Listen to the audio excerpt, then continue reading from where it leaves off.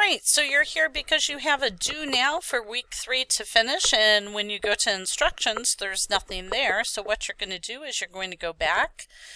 You're going to go to classwork. You're going to go down to where you see the weekly. Here's the second quarter weekly.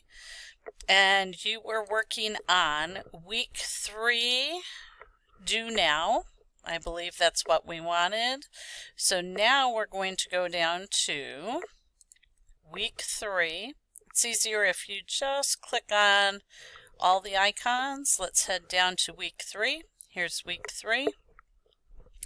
And starts with the green folders for Monday.